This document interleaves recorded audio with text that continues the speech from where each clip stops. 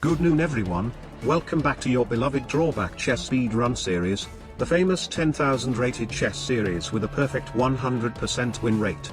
And without any further ado, let's get into today's content. Today we're climbing from 9800 to 9900 rating points.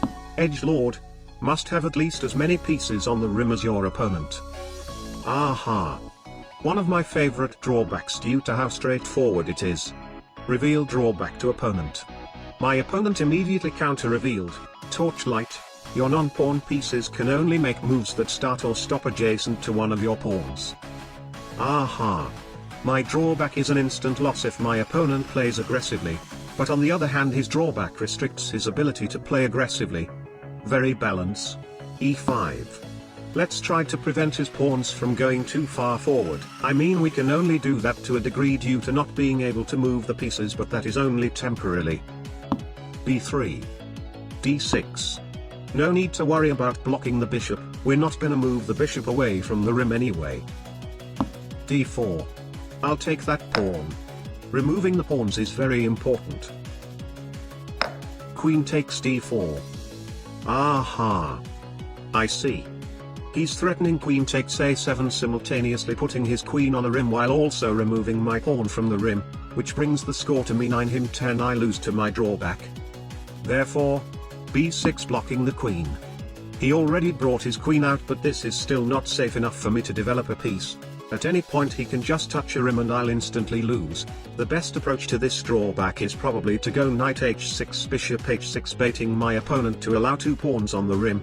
Moving a non-rim pawn to the rim means I can finally activate a piece like a normal person. Bishop H6. Wait. Ha! I didn't even have to go knight H6. Absolutely very convenient. G takes H6. I have no idea what that was for. Maybe he knows for sure that I would take with the pawn and thinks he can take my rook or something. And he really took the rook. Which blunders the queen. Bishop G7. The queen is trapped due to his drawback. Resignation. That was fast. Second game, let's go. Second game we get a guy called Not Chess Simp. I am very shocked to know that my opponent isn't Chess Simp. Flatterer, if your opponent moves a pawn, you must move a pawn. If your opponent moves a non-pawn piece, you must move a non-pawn piece. Absolutely impossible. Reveal drawback to opponent. Alright. First move is free. E4. Okay, this one is completely impossible as he can just continuously move pawns and I will eventually lose to my own drawback. We can only hope that he doesn't know about that. My opponent counter-revealed. Indecisive. Your pieces can't capture if they could make multiple capturing moves. Okay, it doesn't seem like I can take advantage of this one too much. Knight F6. Must move non-pawn. Knight C3. E5. Okay, now there is the threat of bishop b4 taking my knight, which I cannot take back with the pawns as I will be forced to move a piece. A6 for safety. It's alright, by slowing down my own development I can also provoke him to make more piece moves instead of pawns. H5. F4. E takes F4. E5. Knight G4. Knight F3. Bishop C5. Well, I mean, knight F2 cannot capture my queen or rook due to his drawback, but I don't really like such a situation. Knight E4. F5. En passant. G takes F6. H3. Okay, now move your horsey and stop moving pawns. No. No. C4. Allowing his d-pawn 2 ways to capture so it cannot capture. D4. B4. Now move your bishop. Never mind. Alright, so it seems like he has already figured out that he only needs to push pawns to win. That is very sad, but it is what it is. Take D3. E3. A4. E2. Ha! That pawn cannot move. A5. B6. It seems like I'm running out of pawn moves before him. This is so dead. H4. C6. Take C5. B5. A6. Alright. It's not over yet, my pawn is closer to promotion than his. And of course he can just take it.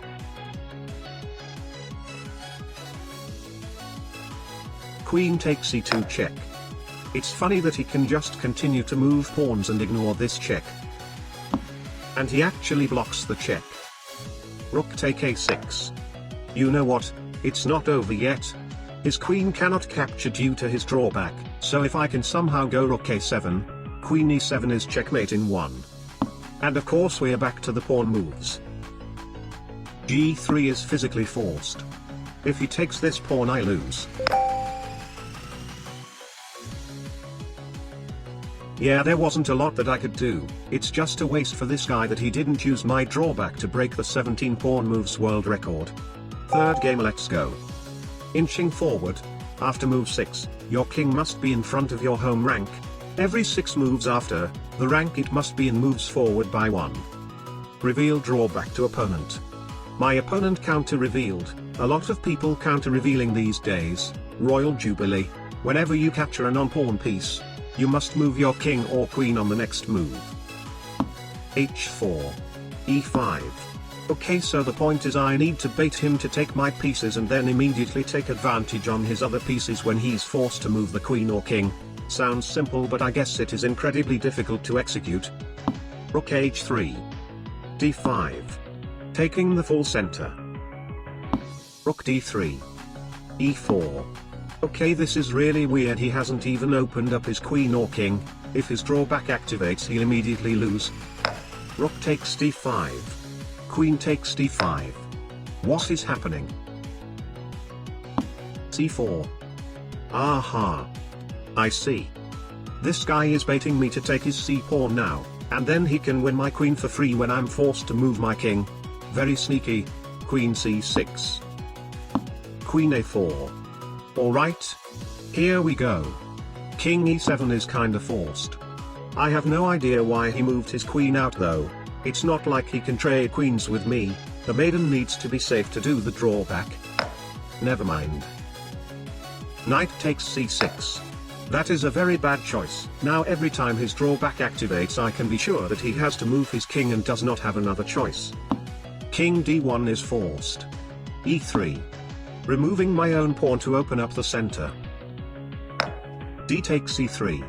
Bishop f5. I guess we'll just casually develop our pieces and take control of the squares around his king. f4. Rook d8 check. King e1. Knight f6. Preparing knight e4, controlling both f2 and d2, then his king is completely trapped. Knight d2. Okay, that prevents knight e4, but now king e6 is kinda forced. Knight df3. Aha.